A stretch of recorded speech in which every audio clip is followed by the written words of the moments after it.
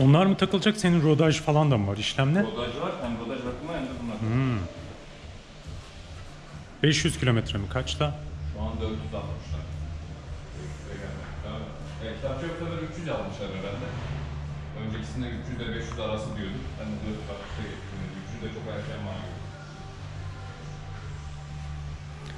Kimi rodajı iki parça halinde yapıyor ya. Rodajda mesela eğer Şimdi ben de öyle yapacağım. mikro parçacıklar çıkıyorsa ilk başta daha çok çıktığı için onu motorun içinde gezdirmektense bir an önce onları attırmak için erken değiştiriyorlar ya.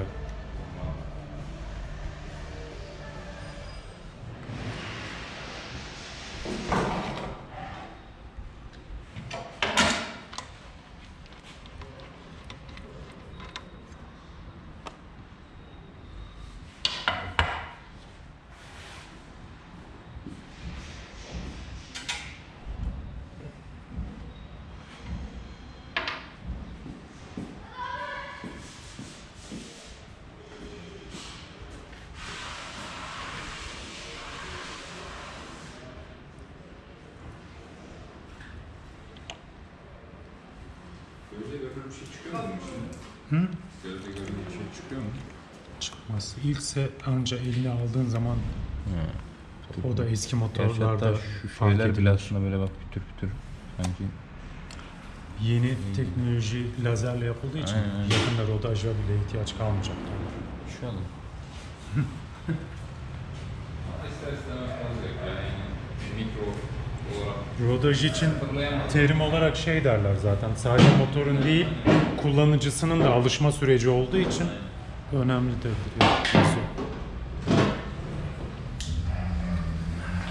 Şimdi motorları çoğaltın, karıştırmayın ben. Bu CFNR NK250'nin 500 ilk rodajı. bakımı. Bu Bu da Mondial. Mondial Drift'in Bu da 500.000 bakımı. 500 Bunda bin mi? 500.000 Bu aralığında rodaj yapılıyor. Bu da rodaj bakımı. 500.000 aralığında ilk bakımı yani. İlk bakımı.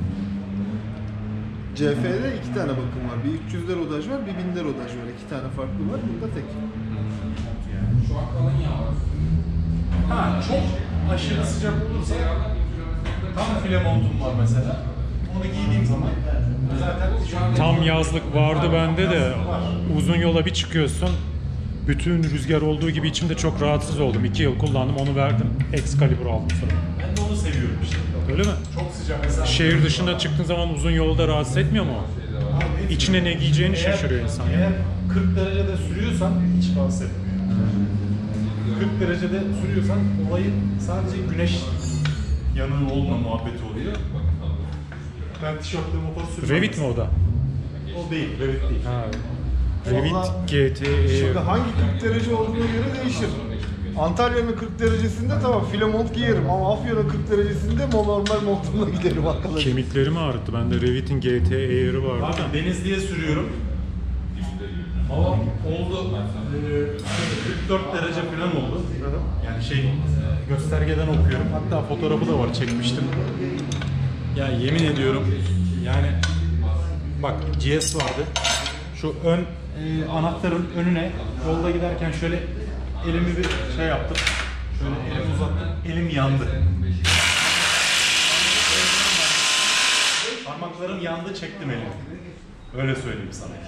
Sıcak öyle bir sıcakta sürdük yani. Takozlardan, koruma takozlardan. Koruma demiri tavsiye ediyorum. Bende bir tane var ya, şu kompresinden. Kompresi, ya takoz sen düştüğün zaman sen motorla yer arasında sıkışma diye var. Anladım. Bende bir tane var. Şu tek takozlardan var bende. Demir, koruma demiri hem motora hem seni koruyor. Koruma dediğimde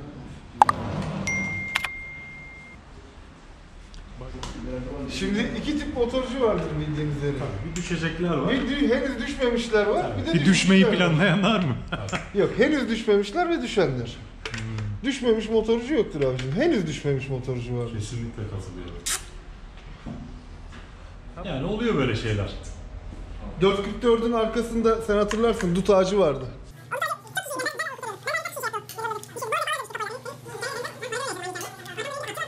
Herif ayaklarını yere koymadı doğal olarak. Ama o zamanlar ben de çok ciddi squat çalışıyorum. Öküz gibi bacaklar. Abi o motoru ben tuttum. Motoru tuttum o vaziyette. Arkamda artçı varken tuttum. Ama o sol bacağım var ya 3 gün ağrıdı. 3 gün ağrıdı yani. Nasıl tuttuysam ya, nasıl bastıysam yani. Ben de benzer artçı hikayesi anlatayım. Benim motor arızalı dükkanda yatıyor. Bir yere gittik. Arkadaşım motorla Kapanort. Ondan sonra ben de arkada oturuyorum. Bu eskiden Ankara'da çok olurdu. Sol şeritte yol çökmesi olurdu ya. Yine duruyoruz bir yerde. Abi herifin ayağı boşluğa denk geldi. Arkadan ben tuttum motoru. Ayakları açıp. Yani devriliyorduk yani. Kaponort da ciddi yüksektir yani. Ciddi yüksek ve ağır. Bu arada Bora abi de Kaponort'un doktoruydu. Değil mi? Yanlış hatırlamıyorum. Bora abi senin eski ustan değil mi? Doğru hatırlıyorum. Evet. Capo'nun orijinal konjektörü diyotlu konjektör. Ondan sonra biz onlara o zaman eBay'den alışveriş yapabildiğimiz güzel zamanlarda MOSFET konjektör bulmuştuk. Ve yanında şeyle, yani Caponort için uyumlu soket takımıyla geliyordu. Ondan sonra yani adamlar karşılık soketlerini de gönderiyorlardı. O zaman da çok cüzi bir rakamdı, yani 180-190 liraya 200 lira gibi bir rakama geliyordu. Yani müşteri satış fiyatı, müşteriye aldırıyorduk biz, hatta biz aracılığını yapmıyorduk. Ondan sonra işte 200 lira gibi bir rakamı alıyordu, geliyordu, söküyorduk ve bir daha da bozulmuyordu. Şey var, MOSFET konjektör var. O dönem yani Pegasol'larda da bayağı ciddi sıkıntı olduğunu biliyorum, elektrik sıkıntısı. Milletin şeyden, Aprila'dan uzak durmasının dönem sebebi oydu. İtalyan grubunun zaten en büyük sıkıntılarından biri elektronik sıkıntıları. Aynen. Sağ olsun Magneti Manelli. Biraz sıkıntılı bir arkadaş. Tuama falan mı? Bilime gelir şimdi söylerim. O motor mesela RT'nin 3'te 1 fiyatıydı yani.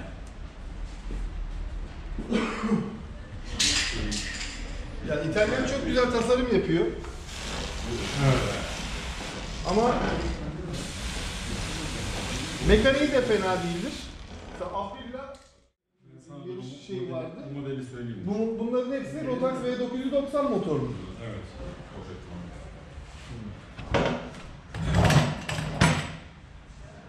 Bizim Faik'te RSV4 faktörü vardı. O da Rotax'lı motor. Evet. CF ile bajaj sağa sola bulaştırmadan yağ boşalttırmıyor adama. Yok.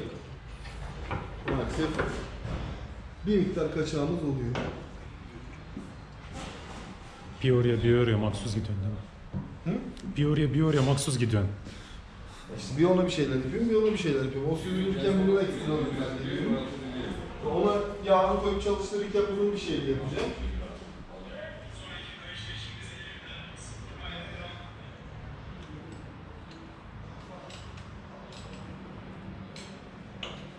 Eline sağlık. Çok güzel olmuş.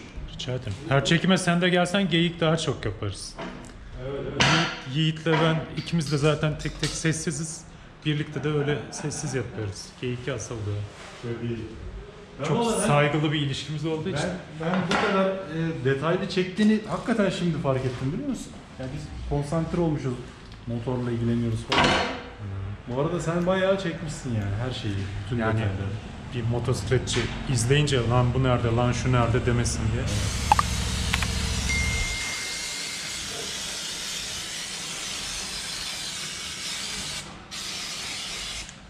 CF'nin yağını değiştirince motoru komple yıkaman gerekiyor böyle. Ya işte. Almost. Tertemiz çıktı abi. Ve ertesi güne kadar iyice beton gibi olduğu için Taş.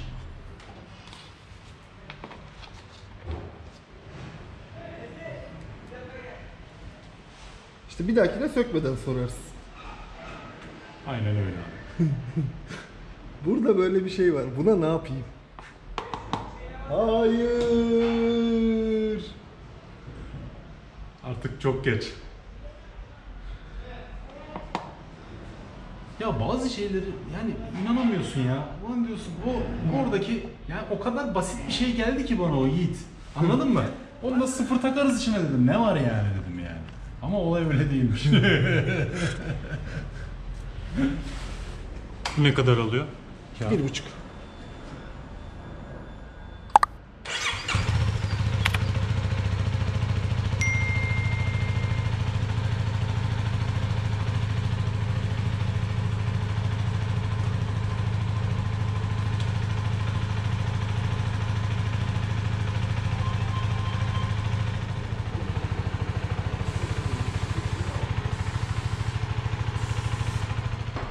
Ahmet'in beğenmediği motoru kaza yapalım. Biz her şeyi değiştirelim.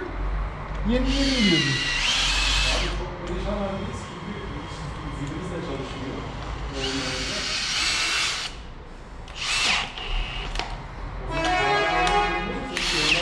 Yani başka bir çözümüne bakalım.